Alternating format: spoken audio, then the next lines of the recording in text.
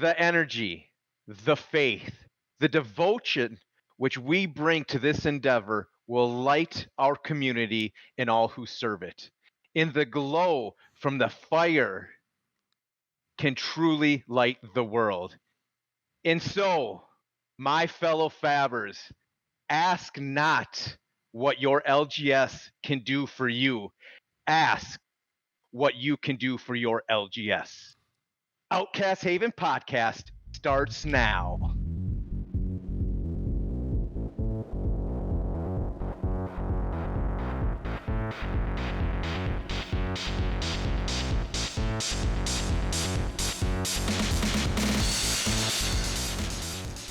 Before we dive into everything that is pre-release and for lack of better terms, the blue balls that it gives us as we wait for this pre-release to come out tomorrow. It's a theme in your family tonight? It's a theme. It's a theme. 16-year-olds and girlfriends. That's a whole different story, but that's not for this podcast. So the reason I brought up LGSs is LGSs, you need to support them. It's very, very important to do some purchasing from your local game store. I personally have bought a case from The Source, which is here in the cities. Down in Mankato, I bought a case from Atlantis, and I support Team Covenant because I love their content. It's free, no paywall. They pretty much got me into this game, and so I bought 2 unlimited boxes from them. And as new players come into this, you don't need to sign up for a Patreon because it says that you're going to get this product and all this amazing stuff. Focus on your local gaming store. Meet a group of guys. They will teach you like we will teach people. Your money is better spent on product from your local gaming store rather than lining pockets of people that may or may not have good intentions from it. And not all Patreons are bad. FabDB, I support. They give me a great product to organize my cards. I 100% support them. That is the only one I do support because it gives me something valuable to organize my cards. So that's kind of my soapbox on that. Support your local gaming store. Blake, I know you and Dane are huge on this. I'd like your feedback on it as well. Yeah, I mean, I'm big on it. I think we've talked about it before. You know, like none of us are above, you know, trying to hustle a deal and stuff like that to get some extra product. But I think the key is if I'm going to buy product from anywhere other than a local game store, then I feel an obligation to make sure I buy from a local game store as much or more than I buy from anybody else. Because at the end of the day, right, like everybody kind of does their, you know, oh, I'll go to Game Nerds or I'll go to, you know, Star City or whatever. And it's cool that you can get them for a little bit better deal. But the reality is, right, like those guys aren't going to support my weeklies. They're not going to support me playing the game and my local community. And at the end of the day, like, I think that's the key is locals are the lifeblood of these games.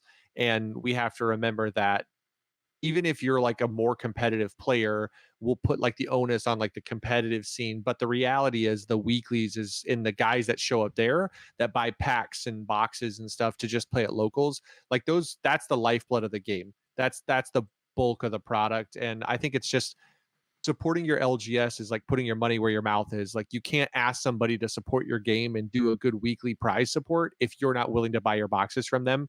Because sometimes people will do the thing where it's like, well, I can get them online for 75 with free shipping and they're 85 at the store. And you're like, okay, spend the $10, cheapo. Like, God, don't buy Starbucks twice.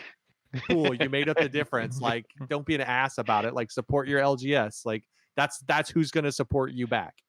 Right. Yeah, I think that's something. So just to clarify, we're not saying like Patreons are evil and stuff. I think that our onus is more focused on the fact that if we've got new people coming into the game, there are Patreons out there that basically you're paying someone to consolidate a bunch of product, taking away from the local game shop in a sense, like especially now with like limited print runs, but so that you can get like on their short list or get like a good deal in the end. But really what that is doing is you're supporting them instead of your local game shop. And if that's what you want to do, you don't care about a local community, you just want product for your bookshelf, fine.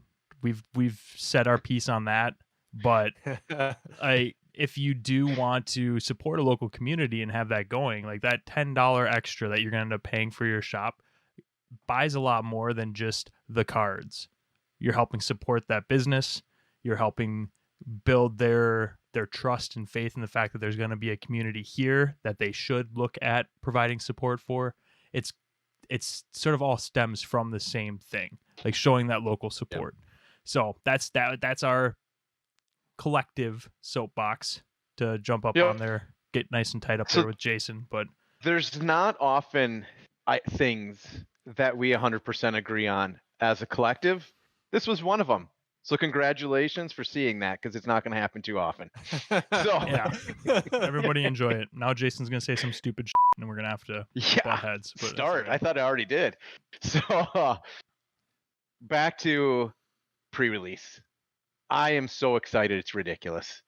We played in a little local today, and that's all we talked about at the end. Everybody sat around for the last like half hour, and we just BS'd, getting pumped for tomorrow. We go pick up our cards. Then it's a webcam, Discord open, 16 original. They added 48 more spots.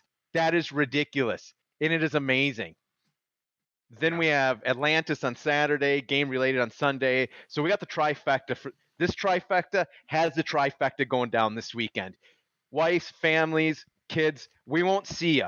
We'll see you Sunday night, okay? Don't call us. We'll call you, because that's what we're going to be doing. It is a fabulous weekend happening. So going into the pre-release, I don't know if my excitement is coming through as how excited I am for this, okay? I'm not going to sleep tonight, okay? I'm so pumped. So going into the pre-release, we got to see TCG put out an amazing video. I mean, what is better than to see the people that designed the game go through their thoughts and processes? Well, you're going to get the next best thing, because you're going to get our thoughts and processes as we go into pre-release weekend.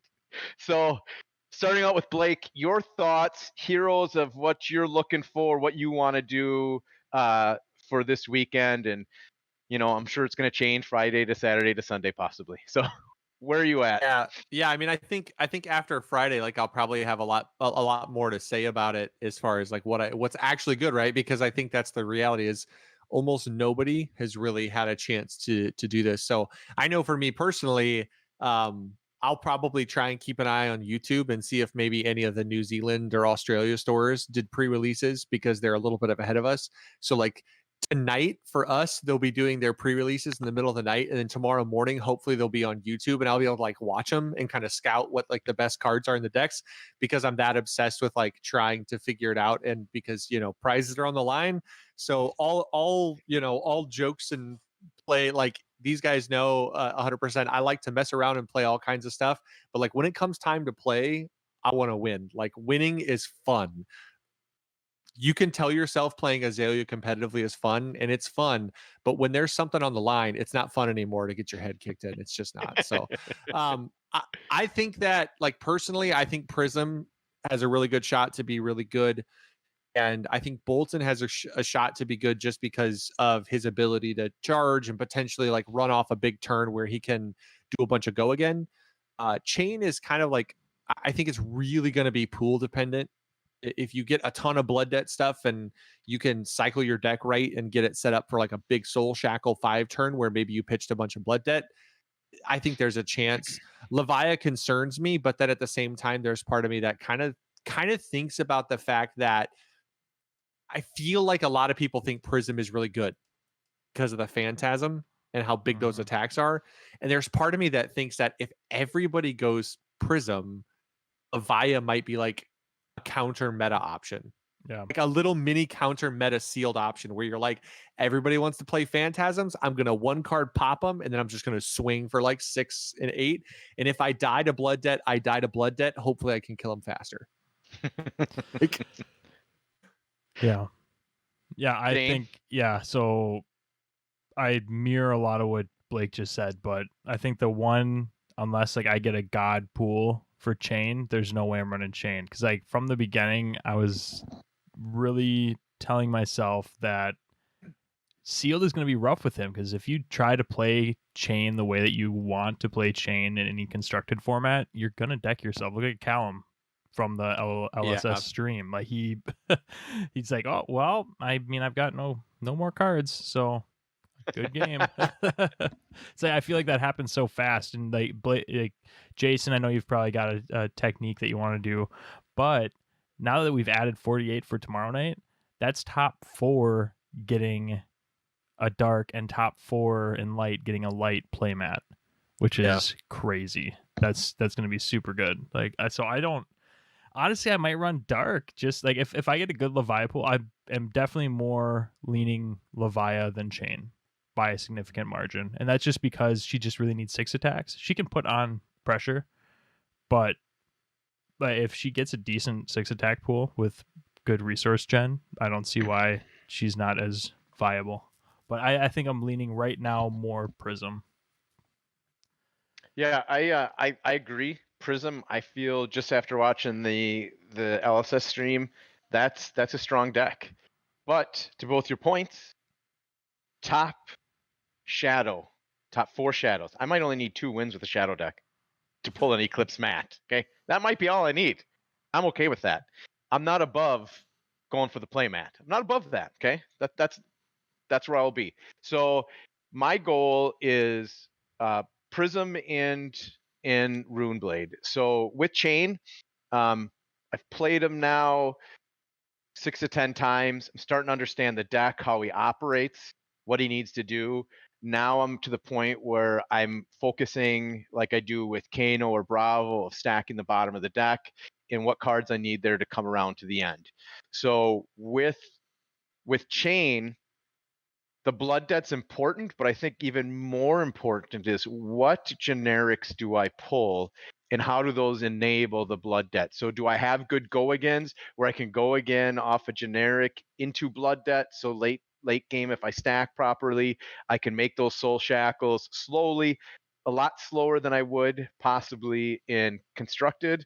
Where now maybe only going for 3 or 4 soul shackles, which I think in sealed, 3 or 4 soul shackles is a ton, like a ton, because you're limited down to 30 cards. So if you can go wide, you might just be able to pull it off right there. So that's my goal. Is I really hope that I don't come back next week on the podcast and say I didn't play Chain once. I really hope that is not what I come back saying. I hope I do them once, and maybe I learn.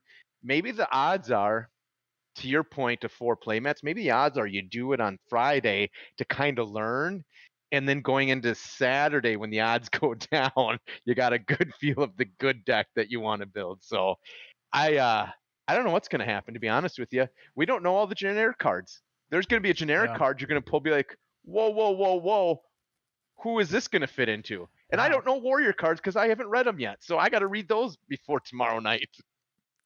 Yeah.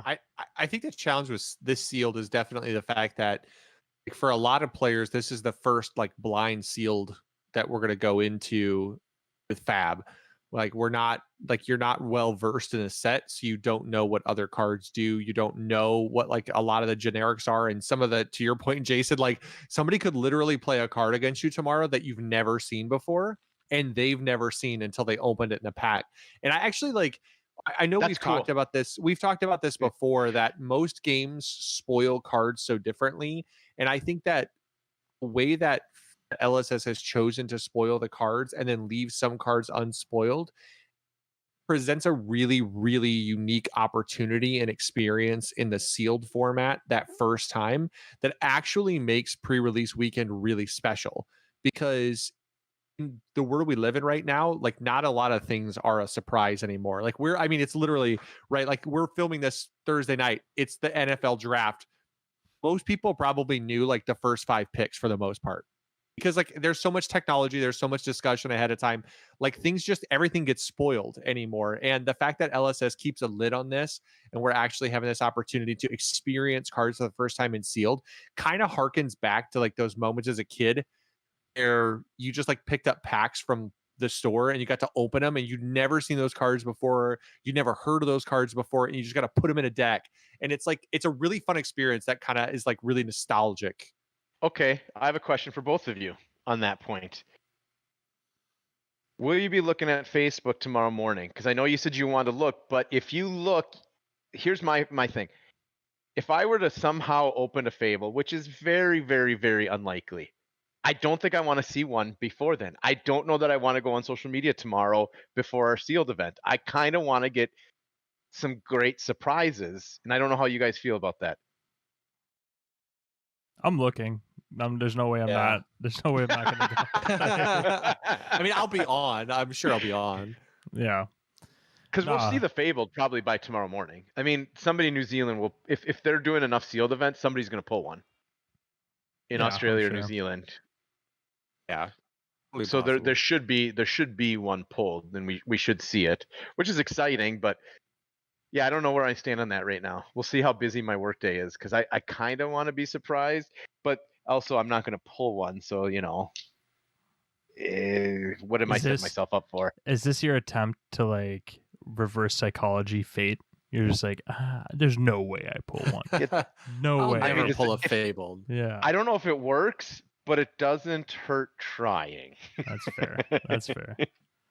So also with Monarch, and this just released about an hour ago, which was super exciting, is the interview with James White. I only got through half of it before we started recording, but just the confirmation that Monarch brought talents as the missing component to the game, that talents was it, that he didn't want to overload new players, which makes complete sense, because any other games, the keywords on the first sets are not, there's just not a lot of them, and as the sets grow, more and more keywords. So I agree with their position of leaving talents out, but I mean, he pretty much said, Kingdoms, we're probably going to see 2 new talents from what it sounds like. I don't think we'll see Light and Shadow again. And I don't know what your guys' thoughts on that is.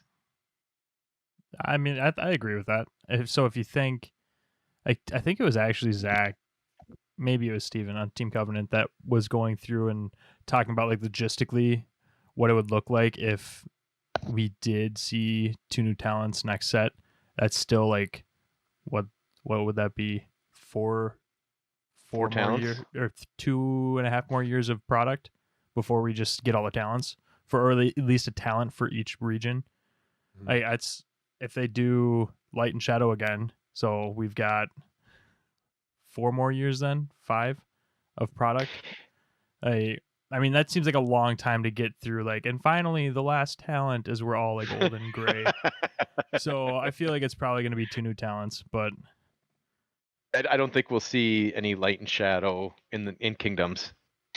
No, I think that the Crucible 2.0 though. I think that'll shore up any of the gaps. Can we just call it Crew 2?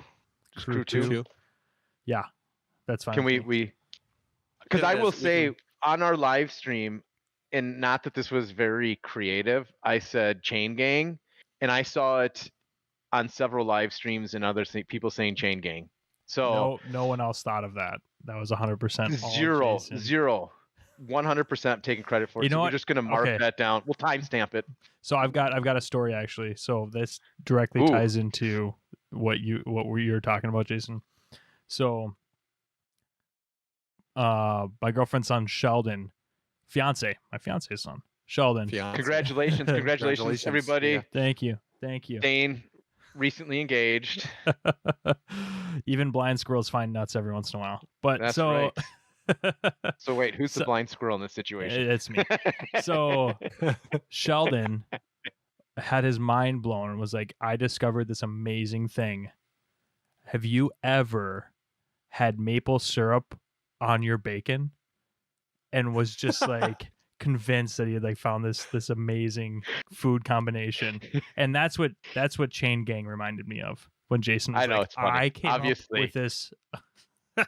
Obviously, that's probably the first thing that popped in anybody's head. But yeah, I mean, I just coined it first on live stream. So that Can I have a hot take? Yeah. I don't like Chain's art. I don't like his adult art. We've talked about this in the chat. It did. And to me, I think it's amazing. And this is back to the whole art is so subjective of what people like. Yeah. I actually, his adult card, so when... We'll back up 2 steps. So we're doing thumbnails. So we do thumbnails and we talk about thumbnails before we do live streams as a group, and we have our group chat. I think we've talked about our group chat a lot. So Blake is putting together some thumbnails for the Atlanta pre-release. It pops up, and as I'm typing, usually like we're all typing at the same time, so I don't read comments till mine's up. I'm like, that is amazing. I love it. It's chain, just looks great. At the same time, Dane's like, yeah, I don't like that at all. That's not speaking to me one bit.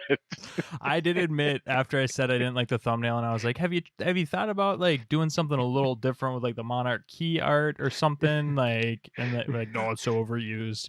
And I was like, all right, I'm just gonna totally acknowledge the fact that I'm extremely biased. I don't like Chain's art. I figured out what it is. It just his face doesn't match the rest of the aesthetic to me. His face looks like he should be on the Ghostbusters movie. Wasn't that guy in Ghostbusters with the weird face like that? That was in the painting. Guy? Yes, the painting guy. Chain is the painting guy from Ghostbusters.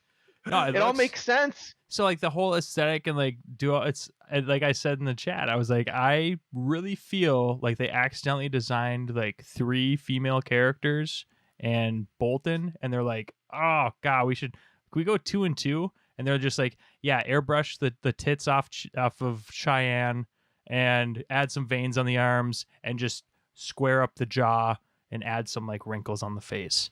And now it won't be Cheyenne, it'll be Chain now. I feel like it's the face doesn't fit for me. I don't know why. He even like stepping through the portal, he's like, all right, let me just tuck my hair behind my ears, some shit up. Like, he just likes to look good when he's doing damage. Like he just wants to. Hair. Yeah, I don't know. See, the irony is like Dane loves Benji, and that's like one of the arts that has bothered me since it came out. Yeah, I don't love that art either. Because ever since Benji came out, I genuinely spent so long looking at Benji. And like for the first like 2 weeks that Benji was out, I always referred to Benji as a girl, because looking at the art, it just doesn't look like a prepubescent boy. I'm not convinced that that's a teen boy. I'm convinced that Benji is a girl. Like it just, you look at the face, it's so soft, and the hair is like pulled back, and I'm just like. So I will say Benji, just because I know this from talking with like some New Zealanders and stuff, and I'll leave you the option to edit this out.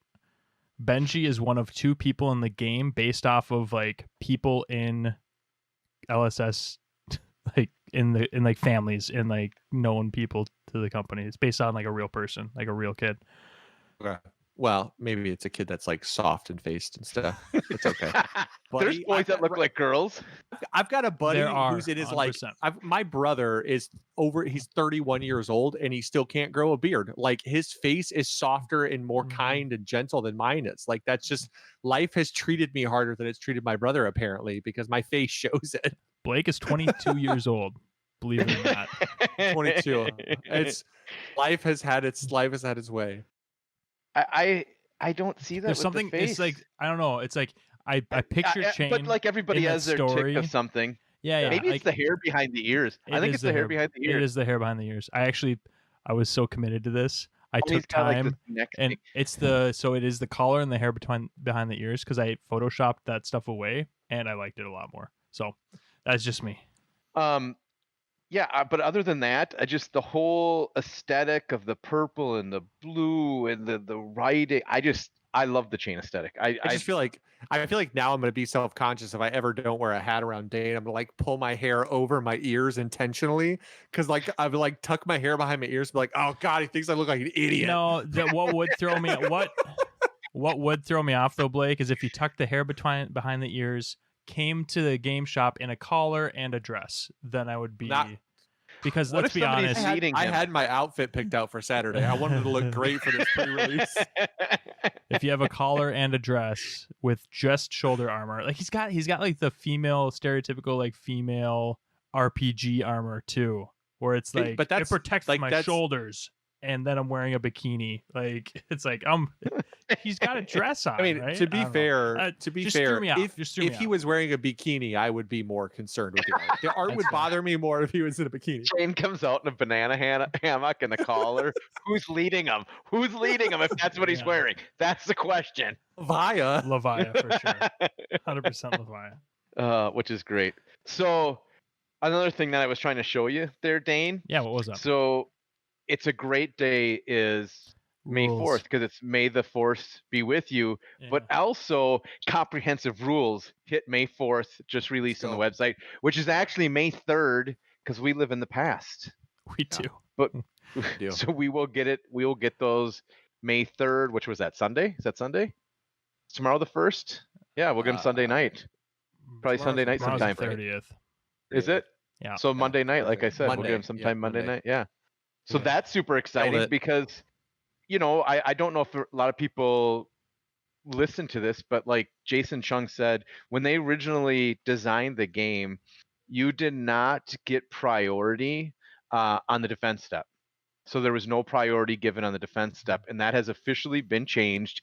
And they said that they have changed that. So when you go to attack, usually it's just a defense card, but there is no priority for instances at that step. It's not until the reaction step.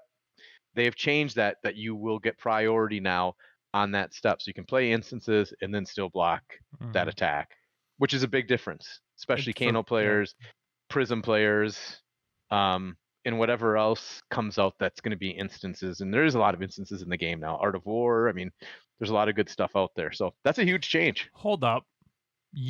Okay, so it's been played wrong. Ruling, okay, it's been played I was going to say 100%. When I've been playing against Wizard players, they would do all of their like bust their stuff and pitch and then still block, and then be like, and I'll just block for 3 after I do all this because I drew this on my last, which is illegal. Yeah, that was 100% legal. And we had this was a fight that we had with the Australians. Remember the big conversation I said, how can you still block if you do your Kano stuff? And they're like, well, no, because it says that was a conversation that I lost. Well, guess what, guys? Yeah, I sided with them too. I sided with them because I just they're Australian on principle will disagree with basically anything you say.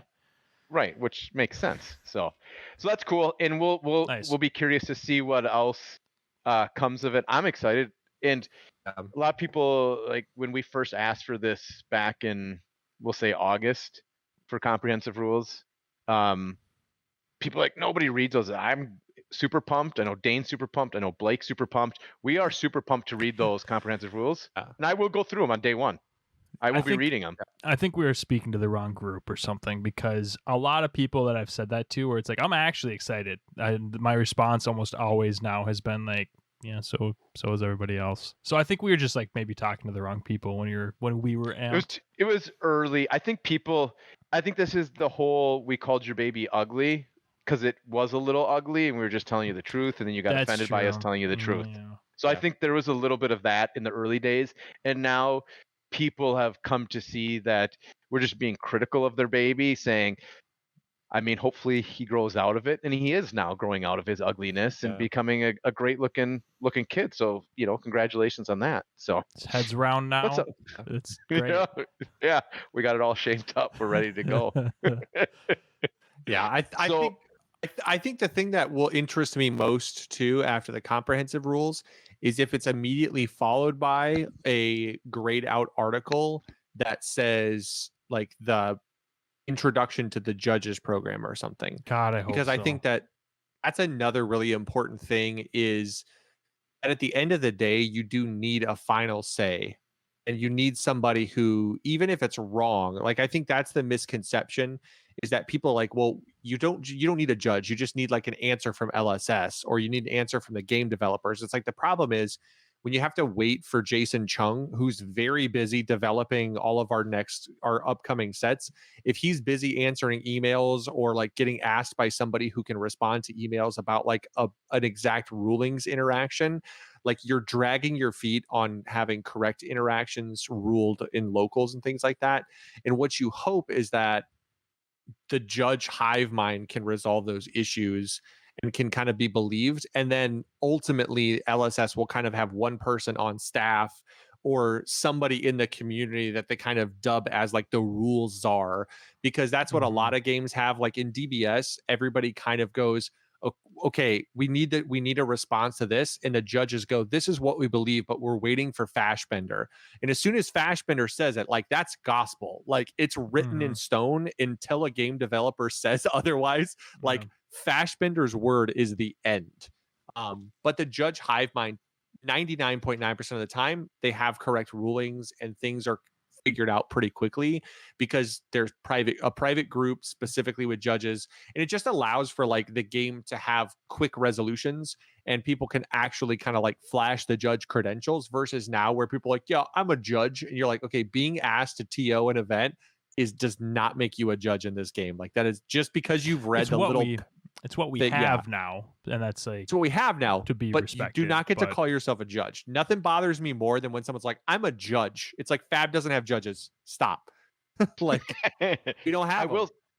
So this is a good thing that I want to say with Monarch coming out. So this is very important, and I'm a culprit of doing this as well.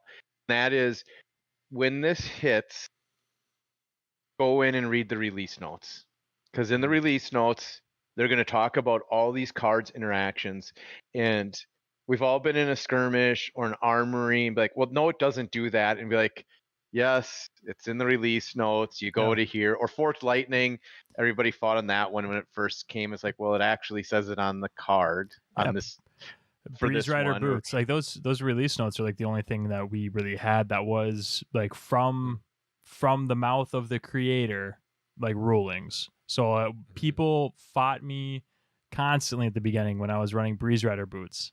It's like, no, it says like you can give the card that hit itself go again, and it does get go again when you like, because you pop it and it gives all of your attacks with combo go again, including the card that hit to trigger the pop of the Breeze Riders. So, and it says right in the release notes. In the release notes. Yeah, it says right there, including the card that hit with it. So, and that was just an example. Like, I'm sure Wizards got a ton. I'm sure that lots of cards have a ton. But it just goes to show the importance, because that is like drastically different between one rule versus the other. And a lot of those won't be addressed in the comprehensive rules. So that's why it is so important to read the release notes, because as all games will say, a card may go against the written rules, and so that card will take precedent over the rules and mechanics of the game. So make sure you read the release notes, just because it will, like, if you're playing somebody you haven't played before, it gets rid of that awkward tension that you sometimes have when it's not an argument, but it is an argument. You both think you're right. It just gets rid of that. So pull it up on your phone, have it handy, but just do yourself a favor and all the favors. And I will, as soon as it won't be up for release, but once the actual game comes out, read the release notes. It helps a ton. Helps a ton. I mean, there's already a couple like things like they clarified, was it Blinding Beam? That it can be responded to. But I think the other one that we actually had interaction where we were kind of curious about it is like Merciful Retribution triggering itself, because it has the static effect that says when an aura or an attack is popped or like destroyed, that it deals an arcane to your opponent. So the question still becomes like, there's a rules processing clarification that needs to happen in how this game processes rules, because every game is different. Like if a static effect exists in the game, and the requirements or the demands are met for that static effect, it involves removing the card that has that static effect, does it still take place? Or is the card being gone, does it remove the effect, right? Does like the effect try to trigger and then look for the card that had the trigger on it and now it's gone? Or because the card existed when the trigger happened, like those are like rules processing clarifications that this game desperately needs to make the game just smooth and clean.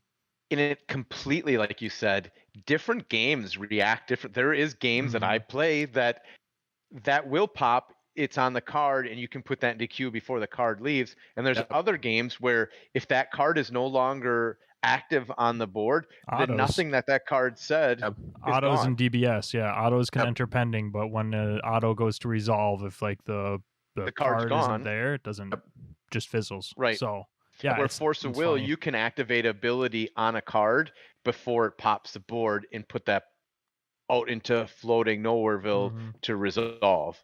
So and that the is different very wording important. on autos of whether or not it Yep. is a floating effect now, and after the auto is completely resolved, or if it's truly a pending auto versus a floating effect. So there's just tons of stuff like that I'm really excited to get just the final say on. Just have my little book that I can let people know that this is how it resolves. That's can pull it out of my pocket, because even though it's a digital version, I'll print my little version and slam it down on the table. I'm a judge. It's like the pocket. It's like the pocket constitution. It'll be the pocket the pocket comprehensive rules for Fab. Just most people get their little there. Most people get their little pocket-sized Bible because that's the religion they practice, and they're like, you pull it out, and you're like, yeah, I have this. I keep mine on me at all times. They're like, oh, is that your Bible? It's like, oh, no. This is my comprehensive rules guide for Flesh and Blood. I keep it in my pocket at all times. Says the licensed minister. I love it. Says the licensed minister. I love it. It makes it better. Another fun fact that James brought up that we talked in one of our previous podcasts was the goriness and the depth of the story. And he basically, to sum it up, is like, we're all adults here. Okay, this is an adult game. That's I don't know. I love it. Don't whine about it. You're an effing adult, okay? If you can't handle a little gore and blood, maybe you shouldn't be playing this card game. There's a card game called Pokemon. You can play that and play with your little Pikachu. A lot cheaper if you just go buy a deck of cards to play solitaire. But if you want them to have Pokemon on them, spend the money. Go for it. No, I will say after watching that LSS pre-release, mad respect for James. I love his persona. I just love his personality because he just doesn't get. He's like, I'm doing this thing. Someone said that they want him to read a card. He's like, I just spent 3 minutes talking about that card. Doesn't give a shit. Yeah. Called the person. Did you see when he showed he goes, oh, here's what it looks like, and he just slaps it up. He's like, I've been up since 4. I'm trying to play a game and relax. Thought we were gonna ask smart questions here. No, it was funny. It was good. No, I mean, you have to have a little bit of that I don't give a shit mentality. I mean, he built this game, worked his ass off. Yeah, and he's having fun, and I actually like it better with that when he tells people to screw off. Yeah, that's good. You don't have to appease everybody, right? Yep. Yeah. People love this game. They're gonna love this game. I'm not gonna appease everybody. Let's have some fun. Let's play some cards. Yeah. I've so far I've been really impressed because I think sometimes you get the personality that you get with a game is completely cultivated from either the player base or the content creator base. So you have a very specific persona that comes from a game because you never get good interaction with the people who make the game. You don't really know the designers. Maybe they've done an interview at a Gen Con or something like that, and that's about as far as you go. A lot of us, when we played Destiny, we had met designers and stuff, but that was just because the game was designed here in the cities. The game designer literally would go to the shop that some of us played at. So it was a little different with Jeremy. He was kind of around, but most of the time, that's the experience that some of the New Zealanders get, but most of us would never know them. But LSS does a really good job of putting the employees out there and the game developers. James is very active. They do a lot of these tournaments and things on their YouTube, which is really cool to see. It's really fun to see them play the game and even to hear them explain. I know Jason, it was great. He made a point about how Spectral Shield acts as a replacement effect or damage. It's not all done. It clarified that if you have 3 of them out and you're going to take 1 damage, it only destroys 1. It doesn't destroy all of them. It only destroys 1 because it's a replacement for the 1 damage that you would take. So things like that are really cool because they come from a live stream and you answer questions. I answered someone's question with that on Facebook today. I was like, actually, Jason said it on the live stream. It's a replacement effect. So it only pops 1. Yeah, it sets a good precedent for companies to be open. And like you said, I don't know half of the makers of these card games. You don't see the designers. You don't. Just the fact that Jason Chung goes and plays in the locals and plays in the armories is unbelievable. That is so cool because it shows the passion he has for the game, that he enjoys it enough after working a full day on the game that he goes and then plays the game. And it's not just one now and then. You see him show up in pictures everywhere at all these local events. I don't know. it makes you want to play this game and believe in the company even more, because now you have a face, a personality. You, it, I, I don't know what else to say. It's just I love it's it. very Like they, cool. Yeah. they love the game. Like the fact that they work full day and then they're like, hey, let's hang out and play the game. Like they're not tired of the game after designing the game, which tells you a lot. Like they want to play it.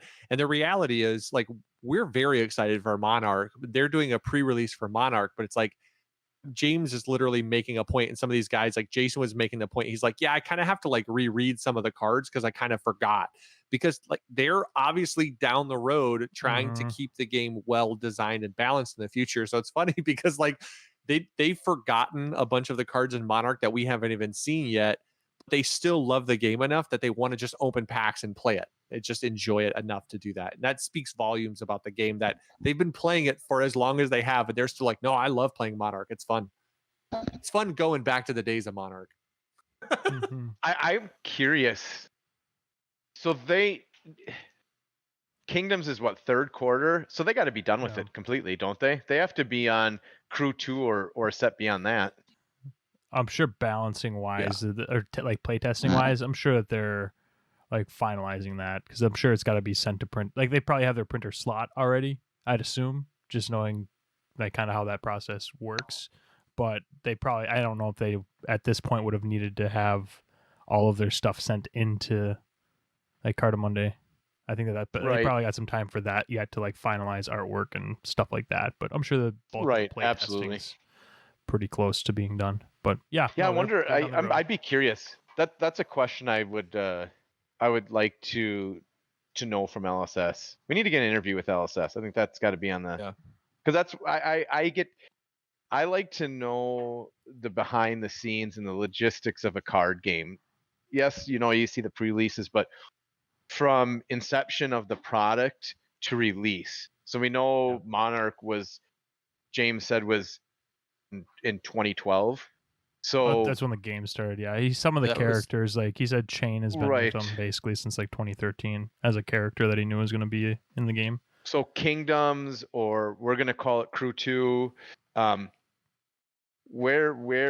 far out are they in development? I'm very curious about that. That's questions that I think I don't need to know what they're developing or what. I just am truly interested in the logistics of start to finish, because it's very interesting, and it's a huge process as an undertaking. So something that maybe people out there know that are in the industry. I'd just be curious on that. Yeah, I'm excited. I think the game's moving in a really good and healthy direction. And I think that that's the thing about Monarch that's exciting, is that and I'd be interested to see what like you guys think. But I think one of the things that initially I thought was that like when we first started seeing cards, it felt like these heroes might be really strong. And I think people initially had this response where they were like, I think they just invalidate a lot of old heroes. I think the more that we've been starting to play test with some of this stuff, the more I think that there are lines of play into some of these decks where some of the older decks might just flat out just completely put a whooping on some of these new decks. And I could be completely wrong, but I feel like Dorinthia is still Dorinthia. Like she's still going to do what she's going to do, and she's still going to put on a lot of pressure, and she's constantly going to put on like that just heat, and has warrior block. She has warrior block. So like when Chain is like, yeah, I'm just going to set up for the first few turns of the game to get set up for these soul shackles, Dorinthia can kind of pace the game to where you think, okay, turn 3 or 4, Chain wants to start using that soul shackle. I'm going to just keep the most threatening things for the turn right before I think they're going to go off. And then I'm just going to either blow them out because they're going to try and hold their block and try to have a huge turn. And then I'm just going to try to equal their damage output before they do it. Or I'm going to be able to put on so much pressure. Like I'm going to get a counter turn 2, and we're just going to start cooking. So that was my thought. My thought with like Chain, because Dorinthia, at least to us in the United States, in our infant meta, that didn't really, I feel like we just didn't get a chance to evolve as much as the New Zealand meta did, for obvious reasons. Yep. But I feel like we made it up to the Dorinthia is a powerhouse stage, right? And then new set drops. But I feel like Dorinthia actually plays pretty well into a couple of these decks. Like for sure Prism, and for sure Chain. I feel like those two decks she plays probably pretty strongly into, just because, like you said, she still does Dorinthia things, but Chain's got to get set up and before he really starts clapping back. So he'll block out hand, but he's not running all 3 blocks. He's got a bunch of 2 blocks in the deck. So at the very least, Dorinthia's like, cool, you're building up your Soul Shackles. I'm just going to keep adding counters. Like, you can dump your hand and not clap back at all and let me hit you next turn with another forehand. That's fine. I don't care either way. I feel like Dorinthia also is like, I also build up. I almost get a sense after having tested these decks, because I had the same thing. I saw Bolton's cards come out. Well, I mean, I wasn't super impressed with Chain. I'm like, there's something there. Levia, I was like, this other brute. I don't really care. But when Bolton's cards started coming out, I was like, what's he do now? Like, say that again? He gets V of the Vanguard does what? So I was a little bit of the mind like, oh, they are just power creeping past the old classes. But now I get more of a sense like we're gonna run into, it's almost like we're like the old characters are in a bar just like enjoying drinks, and like, you know, it's the old meta, and all of a sudden the door opens and like these young new people walk into the bar and all the old characters look back like, okay, all right, new blood, let's see what happens. Like, I don't think that it's going to be a blowout by the new classes. I think they did a really good job balancing. No, I think it's going to be a circle meta. We're going to have, and what I mean by that is you're not going to have this triangle that we have in Blitz with Dorinthia, Ira, and Kano. Kano's good in Dorinthia, Ira's good into Kano, Dorinthia's good into Ira. I just think that with Constructed, Bravo's going to be a player, Lavia is going to be Levia is going to be a player. I think Chain will. I just think there's going to be a lot more decks that are going to be players in the meta. And when we come around to Blitz, which I hope we can kind of stay at CC for a while, I'm going to run Kano. I mean, I love Chain, but the way I have Kano running right now, I'm still going to run him because he's not going to care what you want to do. Chain, you want to set up? Well, you die if you try to set up against Kano. You just die. Yeah. I think the Blitz meta is actually even more interesting and more erratic than, which makes sense, I think, to some degree, because Constructed has the sideboard and everything. But I think the Blitz meta is like super not power crept by these decks, because when you play these decks into each other, there's like a balance in them that feels like good. I think the problem is a deck like Prism probably could very likely just get blown out by Ira, because you never get a chance. Prism's a Blitz I don't think deck she's going to be a very good Blitz deck. I think she's going to be a ton of work to try and even figure out Blitz deck if she's viable at all. But I think like Chain just flat out gets slaughtered by like Dorinthia and Ira and Kano, because like they all happen so fast. And I feel like Chain, as we've played him, like after a couple turns, he starts to go.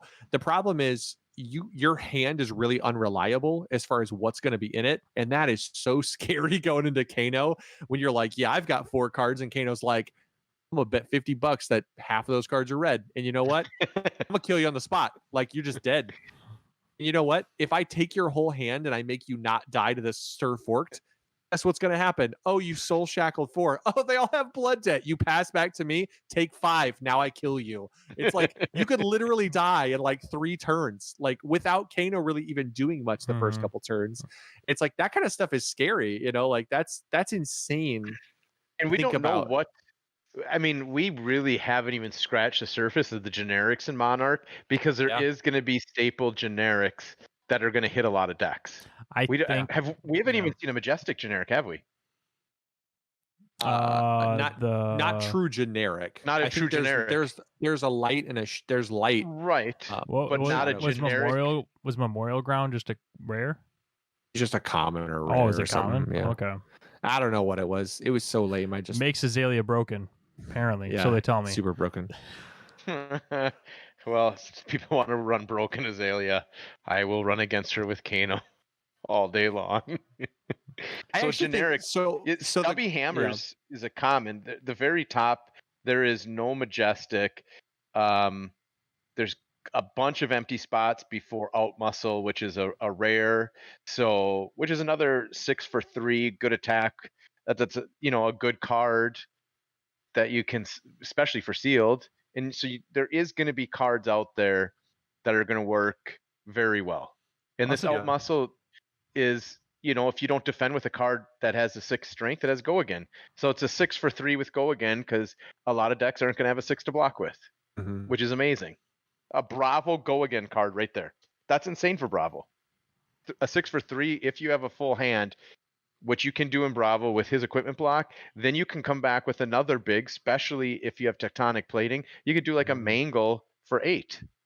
That's a pretty damn good Bravo turn that we haven't seen before, which is a 14 spread out over 2 attacks, which is almost better than a 14 spread on 1 attack.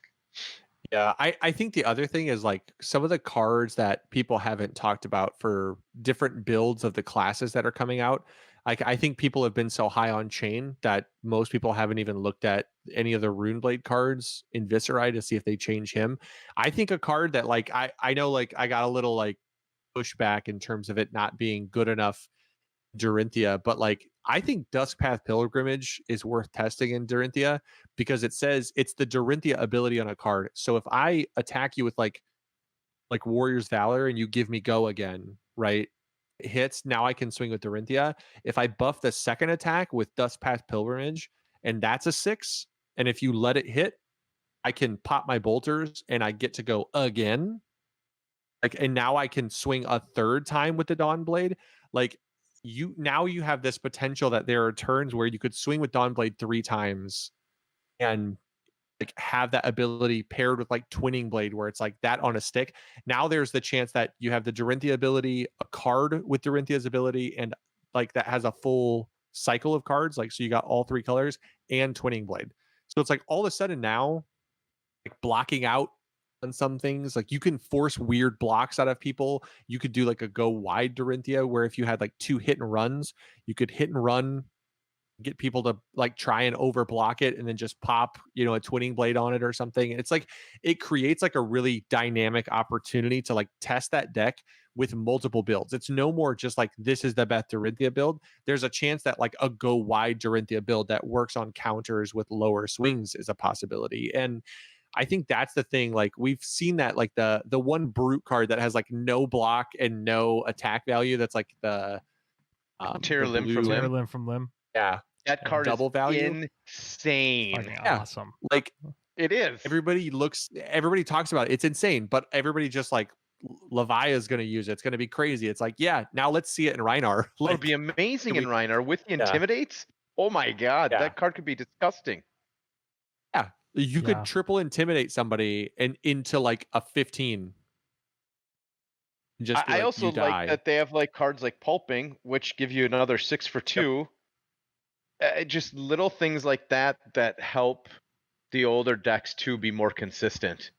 Yeah, Pulping is probably better in an older deck too, because Pulping gets go again if it's not blocked by 2 non-equipment cards. So if you can triple intimidate off a Rhinar into a Pulping, it's dominate. So so like you have the possibility, right, that like you can really like give someone problems with a card like Pulping. You go barraging beatdowns into Pulping.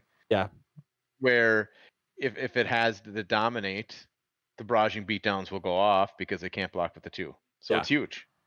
Yeah. So there's a lot of, like you said, there's a lot of fun stuff. Yeah, a lot of stuff that needs to be explored. And I know we talked about this once again in the chat that we have is I really don't.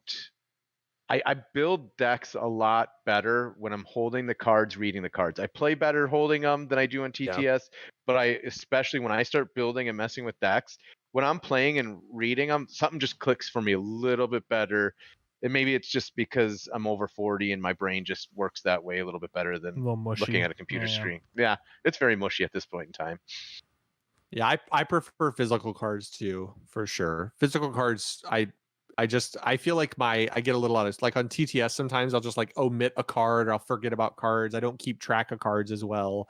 I definitely don't look at like my graveyard on TTS because I just don't like searching and looking at the pop down window. I'm just like, I don't care. Whatever's in there is in there. Like I will say to that, I am super excited to just reach across and go through somebody's graveyard and set it back down. I can't wait for that. Simple things in life.